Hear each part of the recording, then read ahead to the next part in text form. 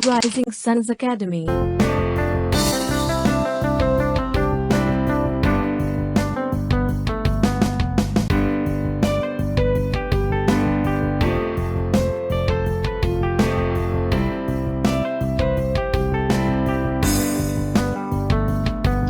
Hello guys, कैसे हैं आप सभी। आई होप आप सभी बहुत बढ़िया होंगे और अपनी पढ़ाई बहुत अच्छे से कर रहे होंगे। गाइस, आज हम देखने वाले हैं 1 और 2 सितंबर का करंट अफेयर। सारे क्वेश्चंस कवर करेंगे। मैं दिव्या डेली जुड़ती हूँ आपके साथ डेली करंट अफेयर के सेशन में, इसलिए आप ये सेशन जो है देखना बिल्कुल ना भूलें। और ये जो करंट अफेयर का सेशन आप सभी के लिए इम्पोर्टेंट है, अगर आप किसी भी प्रतियोगी परीक्षा की तैयारी कर रहे हैं तो। आइए चलिए स्टार्ट करते हैं, देखते हैं आज का करंट अफेयर। सबसे पहले हम क्वेश्चंस रिवाइज कर लेंगे, कल के जो क्वेश्चंस हैं उनका रिवीजन करेंगे। पहला प्रश्न आपका है, नेपाली एवं राजस्थानी भाषा में साहित्य अकादमी पुरस्कार 2020 की घोषणा में प्रख्यात राजस्थानी लेखक जो है भंवर सिंह सामोर को उनकी किस कृति के लिए पुरस्कृत किया गया है। तो उनको किस कृति के लिए पुरस्कृत किया गया, इनकी कृति का नाम है संस्कृति री सनातन डीठ। ये इनकी कृति का नाम हो जाएगा। ये कौन है, भंवर सिंह, कहाँ के हैं, राजस्थान के हैं, और इनको साहित्य अकादमी पुरस्कार में इस कृति के लिए सम्मानित किया गया है। ठीक है, अगला प्रश्न है, किसे CISF की अतिरिक्त महानिदेशक नियुक्त किया गया है। तो ये नियुक्त हुई हैं सुश्री मीना सिंह। सुश्री मीना सिंह को CISF का अतिरिक्त महानिदेशक नियुक्त किया गया है। आइए बढ़ेंगे आगे, अगला प्रश्न देखेंगे। नेक्स्ट है, पूर्व कप्तान टेड डेक्स्टर का निधन हाल ही में हो गया है। वह किस देश के पूर्व कप्तान थे। तो ये इंग्लैंड से बिलोंग करते थे। अगला प्रश्न है, चेक इंटरनेशनल ओपन का खिताब किस टेबल टेनिस खिलाड़ी ने जीता है। ये जो पुरस्कार है, ये जो अवार्ड है, ये जीता है जी साथियान ने, चेक इंटरनेशनल ओपन का खिताब। अगला प्रश्न है, टेक्नो ने अपना पहला एक्सक्लूसिव रिटेल आउटलेट भारत के किस शहर में लॉन्च किया है। तो ये दिल्ली में लॉन्च किया गया है। नेक्स्ट है, किसने मणिपुर के राज्यपाल के रूप में शपथ ली है। तो ये जो है ये नियुक्त हुए हैं श्री ला गणेशन, मणिपुर के राज्यपाल के रूप में इन्होंने अभी हाल ही में ली है शपथ। और ये जो प्रश्न है आपका बहुत इंपॉर्टेंट है, अगर आप ग्रुप डी या फिर NTPC की तैयारी कर रहे हैं तो रेलवे के एग्जाम देने वाले बच्चों के लिए बहुत इंपॉर्टेंट है। अभी NTPC के जो एग्जाम हुए थे उसमें हर शिफ्ट में इस टॉपिक से प्रश्न जरूर बना था। तो हर राज्य का राज्यपाल आपको याद रखना है। मणिपुर के नियुक्त हुए हैं श्री ला गणेशन। अगला प्रश्न देखेंगे, हाल ही में सुप्रीम कोर्ट में कितने जजों की नियुक्ति की है। तो सुप्रीम कोर्ट में 9 जजों की नियुक्ति की गई है।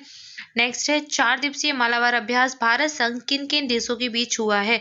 तो ये जो मालाबार अभ्यास है भारत का हुआ है अमेरिका, ऑस्ट्रेलिया और जापान के साथ। AAJ अमेरिका, ऑस्ट्रेलिया और जापान का किसके साथ हुआ है, अपने इंडिया यानी कि भारत के साथ हुआ है। अगला प्रश्न है, हरियाणा के किस मंत्री ने खेलो इंडिया के तहत प्रतियोगिता की शुरुआत की है। तो ये संदीप सिंह जी के द्वारा शुरुआत की गई है। नेक्स्ट है, भारतीय कुश्ती महासंघ और किसने कुश्ती समुदाय के समर्थन के लिए quest for gold eight Paris Olympic 2024 कार्यक्रम की शुरुआत की है। तो ये जो कार्यक्रम है शुरू किया गया है टाटा मोटर्स के द्वारा। और ये प्रश्न भी आपके लिए बहुत इंपॉर्टेंट है, टाटा मोटर्स ने कार्यक्रम शुरू किया है quest for gold eight Paris Olympic 2024। तो 2024 की जो तैयारियां हैं शुरू हो गई हैं और टाटा मोटर्स के द्वारा ये कार्यक्रम शुरू किया गया है। आगे बढ़ेंगे, अगला प्रश्न देखेंगे। अगला प्रश्न है, रक्षा मंत्री ने भारत के किस शहर में नीरज चोपड़ा जो कि ओलंपिक स्वर्ण पदक विजेता है, आप सभी इनका नाम जानते हैं, इनको गोल्डन बॉय के नाम से जाना जा रहा है भारत में, और ये जेवलिन थ्रो गेम से बिलोंग करते हैं, यानी कि भाला फेंक प्रतियोगिता में इन्होंने स्वर्ण पदक दिलाया भारत को टोक्यो ओलंपिक 2020 में। तो इनके नाम पर अभी हाल ही में स्टेडियम का उद्घाटन हुआ है। और कहाँ पर हुआ है, तो ये पुणे में जो है उद्घाटन किया गया है इनके नाम पर एक स्टेडियम का। पुणे कहाँ पर है, पुणे महाराष्ट्र में स्थित है। अगला प्रश्न है, वरिष्ठ नागरिकों के लिए कौन सी राष्ट्रीय हेल्पलाइन टोल फ्री नंबर जारी किया गया है। ये नंबर है 14567, किसके लिए है, वरिष्ठ नागरिकों के लिए है। नेक्स्ट है, DGCI ने किस जेट से 2.5 साल बाद प्रतिबंध हटा लिया है। तो ये बोइंग 737 पर लगाया गया था प्रतिबंध, और अब इस प्रतिबंध को हटा लिया गया है। ठीक है, सो गाइज ये थे रिवीजन क्वेश्चन। आइए आज का करंट अफेयर देखेंगे। पहला प्रश्न है, परमाणु परीक्षण के खिलाफ अंतर्राष्ट्रीय दिवस किस तिथि को मनाया जाता है। ये दिवस हम कब मनाते हैं, 28 अगस्त, 29 अगस्त, 30 अगस्त या फिर 31 अगस्त। बताइए इस प्रश्न का सही उत्तर क्या होगा। ये जो दिवस है ये हर साल मनाया जाता है 29 अगस्त को, यानी कि ऑप्शन बी आपका सही उत्तर हो जाएगा। हर वर्ष 29 अगस्त को विश्व स्तर पर परमाणु परीक्षण के खिलाफ अंतर्राष्ट्रीय दिवस यानी कि international day against nuclear tests जो टेस्ट होते हैं उनके लिए मनाया जाता है। और ये दिवस जो है ये दिन का उद्देश्य होता है, इस दिवस को मनाने का जो उद्देश्य है परमाणु हथियार परीक्षण, विस्फोट जो है या फिर अन्य किसी परमाणु विस्फोटों के प्रभावों के बारे में जागरूकता फैलाना, जागरूकता बढ़ाना और परमाणु हथियार मुक्त दुनिया के लक्ष्य को प्राप्त करने के जो साधन है उसी के रूप में ये दिवस मनाया जाता है। ठीक है, तो परमाणु हथियारों के बारे में जागरूकता फैलाने के लिए दिवस मनाते हैं, हर वर्ष मनाते हैं 29 अगस्त को परमाणु परीक्षण के खिलाफ अंतर्राष्ट्रीय दिवस। ठीक है, ऑप्शन बी इस प्रश्न का सही उत्तर हो जाएगा। अगला प्रश्न देखेंगे, नेक्स्ट है दिवस से संबंधित ही है। राष्ट्रीय लघु उद्योग दिवस किस तिथि को मनाया जाता है? तो ये जो दिवस है ये हम किस तिथि को मनाते हैं? ऑप्शन से आपके 28 अगस्त, 29 अगस्त, 30 अगस्त या फिर 31 अगस्त। बताइए कब मनाते हैं? ये जो दिवस है ये हम मनाते हैं 30 अगस्त को। ऑप्शन सी सही उत्तर हो जाएगा, राष्ट्रीय लघु उद्योग दिवस। ठीक है, देश भर में हर वर्ष ये दिवस मनाया जाता है। क्यों मनाते हैं? छोटे जो उद्योग होते हैं, जो लघु उद्योग होते हैं, उनकी समग्र विकास क्षमता और वर्ष में उनके विकास के लिए प्राप्त अवसरों के समर्थन को बढ़ावा देने के लिए ये दिवस मनाया जाता है। उद्योग दिवस जो है मौजूदा जितने भी छोटे, मध्यम और बड़े पैमाने के उद्योग हैं उनको संतुलित विकास प्रदान करने और राज्य के वित्तीय स्वास्थ्य को बढ़ावा देने के लिए, नए उद्योग स्थापित करने में सहायता प्रदान करने के लिए एक माध्यम के रूप में मनाया जाता है। ठीक है, याद रखना है राष्ट्रीय लघु उद्योग दिवस कब मनाते हैं? 30 अगस्त को। और 29 अगस्त को क्या मनाते हैं? अभी अभी पढ़ के आए हैं, बताइए क्या मनाते हैं? परमाणु परीक्षण के खिलाफ अंतर्राष्ट्रीय दिवस, ये 29 अगस्त को मनाया जाता है। ठीक है, आगे बढ़ेंगे, अगला प्रश्न देखेंगे। नेक्स्ट है, हाल ही में किसके द्वारा विकसित ई गोपाला एप्लीकेशन का वेब संस्करण लॉन्च किया गया है? तो ये जो संस्करण है ये वेब संस्करण किसने लॉन्च किया है? ऑप्शंस आपके हैं राष्ट्रीय डेयरी विकास बोर्ड, सूचना और प्रसारण मंत्रालय, सांस्कृतिक मंत्रालय या फिर एनटीपीसी बोर्ड। ये जो एप्लीकेशन है किसने लॉन्च किया है? इस प्रश्न का सही उत्तर हो जाएगा ऑप्शन ए, राष्ट्रीय डेयरी विकास बोर्ड। राष्ट्रीय डेयरी विकास बोर्ड के द्वारा विकसित ई गोपाला एप्लीकेशन का वेब संस्करण हाल ही में किया गया है लॉन्च। ये जो पोर्टल है ये पोर्टल डेयरी किसानों की सहायता के लिए है। इस पोर्टल पर डेयरी किसानों को डेयरी पशुओं की बेहतर उत्पादकता प्रदान करने के लिए वास्तविक समय की जानकारी दी गई है। ठीक है, तो डेयरी किसानों से संबंधित है, राष्ट्रीय डेयरी विकास बोर्ड ने लॉन्च किया है ई गोपाला। ठीक है, गोपाला, गोपाला से गाय और गाय से किसान। ठीक है, ऐसे रिलेट करके याद कर लीजिए। ऑप्शन ए इस प्रश्न का सही उत्तर हो जाएगा। आगे बढ़े, अगला प्रश्न देखिए। नेक्स्ट है, इनमें से किस एरोस्पेस कंपनी ने अंतर्राष्ट्रीय स्टेशन के लिए चींटियां, एवोकाडो और रोबोटिक आर्म को लॉन्च किया है? तो किसने लॉन्च किया है? डीआरडीओ ने, स्पेस एक्स ने, इसरो ने या फिर नासा ने? इस प्रश्न का सही उत्तर हो जाएगा option B, space X. Space X के द्वारा लॉन्च किया गया है एक अंतरिक्ष स्टेशन। एरोस्पेस कंपनी है स्पेस एक्स, कहाँ की? अमेरिका की। ठीक है, तो इसके द्वारा अभी हाल ही में अंतरिक्ष स्टेशन के लिए चींटियां, एवोकाडो, एवोकाडो एक तरीके का जो है फ्रूट होता है, रोबोटिक आर्म को लॉन्च किया गया है। यह एक दशक में नासा के लिए स्पेस एक्स का 23वां मिशन होगा। ठीक है, तो नासा के लिए स्पेस एक्स का कितना 23वां मिशन है जो कि अंतरिक्ष स्टेशन के लिए है, 23वां मिशन होगा। नासा के कैनेडी स्पेस सेंटर से रिसाइकिल किए गए फाल्कन रॉकेट को आकाश में लॉन्च किया गया है अभी हाल ही में। ठीक है, तो ये पॉइंट भी आपको याद रखना है। और आपको मैं बता दूं कि ऑप्शंस में जो चीजें हैं जैसे कि डीआरडीओ है आपका, एक सेकेंड, डीआरडीओ, अगर डीआरडीओ की बात करें तो defence research and development organisation, ये भारत का एक ऑर्गेनाइजेशन है जिसकी स्थापना जो है 1958 में हुई थी, याद रखना है आपको। इसके अलावा इसरो, इसरो भारत की अंतरिक्ष एजेंसी है। इसरो की स्थापना कब हुई थी? 15 अगस्त 1969 में इसरो की स्थापना हुई थी और इसरो भारत की अंतरिक्ष एजेंसी है। और वहीं नासा की बात करें तो नासा जो है अमेरिका की अंतरिक्ष एजेंसी है, तो ये भी याद रखिए। और स्पेस एक्स अमेरिका की एरोस्पेस कंपनी है। ठीक है, और स्पेस एक्स ने ये भी लॉन्च किया है। ऑप्शन बी इस प्रश्न का सही उत्तर हो जाएगा। आगे बढ़ेंगे, अगला प्रश्न देखेंगे। अगला प्रश्न है, निम्न में से किस मंत्रालय ने विज्ञान भवन से बाई ब्रेक ऐप लॉन्च किया है? तो ये जो ऐप है किसके द्वारा लॉन्च किया गया है? इस प्रश्न का सही उत्तर हो जाएगा ऑप्शन सी, आयुष मंत्रालय। केंद्रीय आयुष मंत्रालय ने जो है वहां से केंद्रीय आयुष मंत्री जो है सर्बानंद सोनोवाल जी ने हाल ही में अभी लॉन्च किया है विज्ञान भवन से बाय ब्रेक ऐप, और साथ ही साथ आयुष मंत्रालय द्वारा जो आज़ादी का अमृत महोत्सव मनाने के लिए बहुत सारी गतिविधियां और अभियानों का शुभारंभ किया गया। ठीक है, इस प्रश्न से आपको याद क्या रखना है, तो एक बाय ब्रेक ऐप याद रखना है जो कि लॉन्च किया गया है विज्ञान भवन में। किस मंत्रालय के द्वारा? आयुष मंत्रालय के द्वारा। ये पूछा जाता है किस मंत्रालय का है ऐप है, तो बाय ब्रेक ऐप कहाँ का है? आयुष मंत्रालय का है। दूसरी चीज याद रखना है, आपके आयुष मंत्री, केंद्रीय आयुष मंत्री कौन है? सर्बानंद सोनोवाल। ठीक है, याद रखिए। इस प्रश्न का सही उत्तर है ऑप्शन सी। आगे बढ़ेंगे, अगला प्रश्न देखेंगे। नेक्स्ट है, श्रीमती निर्मला सीतारमण ने किस राज्य में 132/3/11 किलोवाट के मोहनपुर सब स्टेशन का उद्घाटन किया है? तो ये जो है उद्घाटन किसके द्वारा भी हाल ही में किया गया है? ऑप्शन है त्रिपुरा, मेघालय, गुजरात या फिर केरल। तो निर्मला सीतारमण जो कि भारत की वित्त मंत्री हैं, इनके द्वारा यह भी उद्घाटन किया गया है। कहाँ पर ये उद्घाटन किया गया है? त्रिपुरा राज्य में। ऑप्शन ए आपका सही उत्तर हो जाएगा। ठीक है, तो मोहनपुर जो सब स्टेशन है इसका उद्घाटन किया गया है। इसे power grid corporation of India limited के द्वारा निर्मित किया गया है। ठीक है, power grid corporation of India limited के द्वारा इसको जो है ऑपरेट किया गया है, उसके द्वारा निर्मित किया गया है, और त्रिपुरा में ये है मोहनपुर सब स्टेशन। इसको हाल ही में अभी किया है उद्घाटन इसका वित्त मंत्री निर्मला सीतारमण ने। ठीक है, ऑप्शन ए सही उत्तर हो जाएगा। आगे बढ़ेंगे, अगला प्रश्न है आपके लिए मोस्ट इंपॉर्टेंट प्रश्न है ये आपके लिए, याद रखिए, स्टार मार्क लगा लीजिए। प्रश्न क्या है, टोक्यो पैरालंपिक में भारतीय निशानेबाज जो है अवनी लेखरा ने कितने मीटर एयर राइफल में गोल्ड मेडल जीता है? जी हाँ, तो टोक्यो पैरालंपिक गेम्स जो कि अभी शुरू हुए थे, कब शुरू हुए थे आपके? ये जो गेम है ये आपके 24 अगस्त को शुरू हुए थे और 5 सितंबर तक चलने वाले हैं।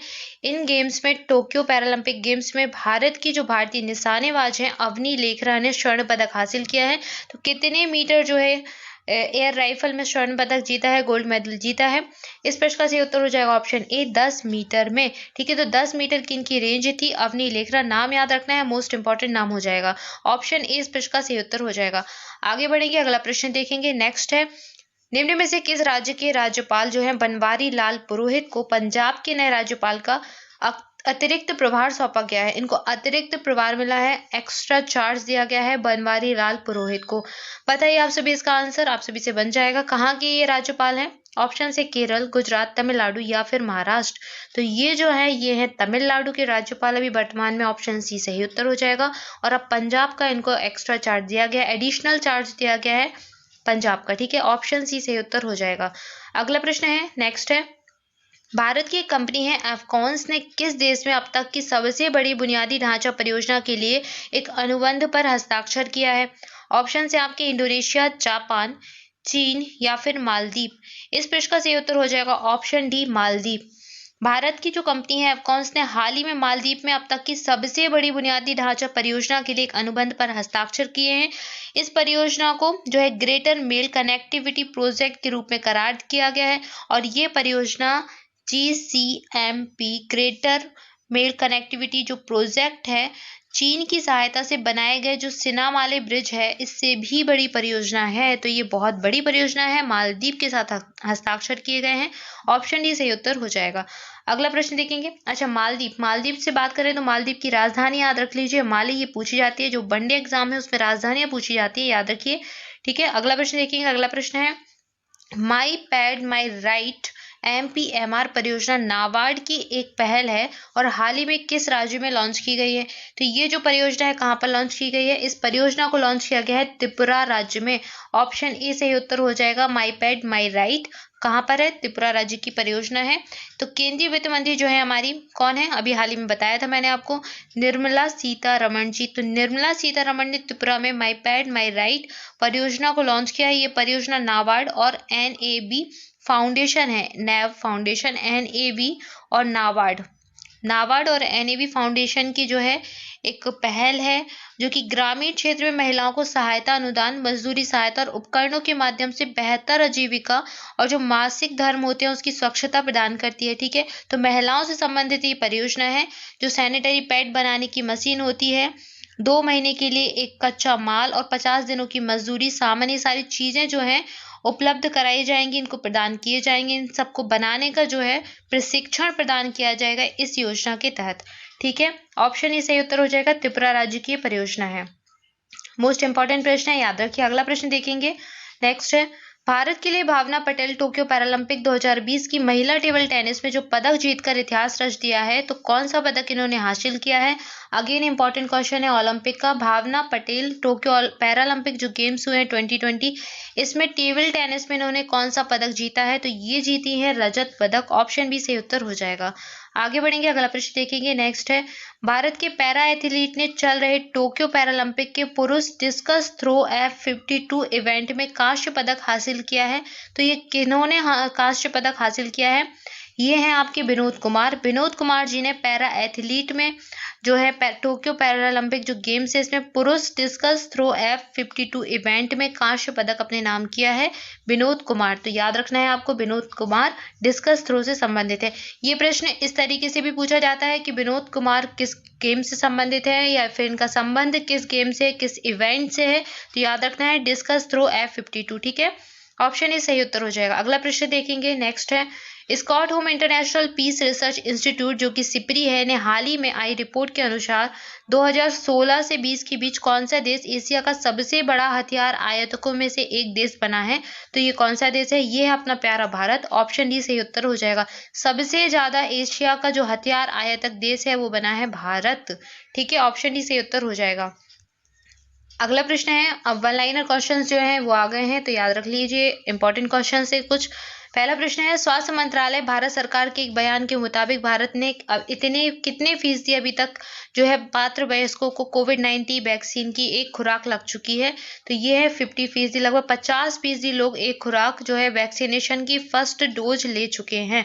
अगला प्रश्न है, तालिबान ने अपने पहले फतवे में अफगानिस्तान में किस पर प्रतिबंध लगाया है? तो इन्होंने को एजुकेशन जो सह शिक्षा होती है उस पर प्रतिबंध लगाया है। सह शिक्षा यानी कि जो लड़के और लड़कियां होती हैं साथ में एक साथ पढ़ते हैं, को एड स्कूल जो होते हैं, को एड स्कूल या फिर को एजुकेशन पर इन्होंने प्रतिबंध लगा दिया है तालिबान ने, ठीक है, अफगानिस्तान में।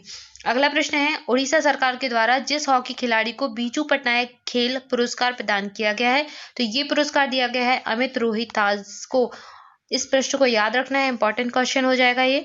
नेक्स्ट है, हाल ही में जिस राज्य सरकार ने कुश्ती खेल को वर्ष 2032 तक गोद लेने का फैसला लिया है, तो ये लिया है उत्तर प्रदेश की सरकार ने।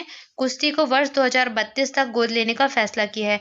अच्छा, हॉकी की जो टीम है उसको गोद लिया है किसने? उड़ीसा राज्य ने। और कुश्ती को लिया है उत्तर प्रदेश ने, याद रखना है।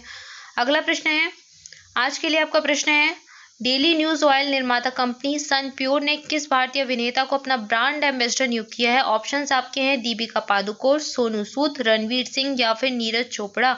इस प्रश्न का सही उत्तर गाइस आप सभी को कमेंट बॉक्स में करना है। आप सभी आंसर जरूर करें, एक बार आंसर करने का प्रयास जरूर करें, क्योंकि आप कोई भी चीज़ जब लिख देते हैं तो आपको बहुत अच्छे से याद हो जाती है और वो आप कभी नहीं भूलते हैं। इसलिए आंसर जरूर करें और कमेंट बॉक्स में आपको आंसर करना है। And thank you for watching this video guys. अगर आपको वीडियो अच्छा लगा हो तो वीडियो को लाइक करें, अपने दोस्तों के साथ खूब सारा शेयर करें, साथ ही साथ चैनल को सब्सक्राइब करना बिल्कुल ना भूलें। अगर आप पहली बार ये वीडियो देख रहे हैं या फिर पहली बार चैनल पर आए हैं तो सबसे पहले कर दे चैनल को सब्सक्राइब, साथ ही साथ कर दे बेल आइकन प्रेस, ताकि जो नया वीडियो का नोटिफिकेशन आपको आसानी से मिल जाए। आज के लिए इतना ही, मिलते हैं नेक्स्ट वीडियो में। Thank you so much.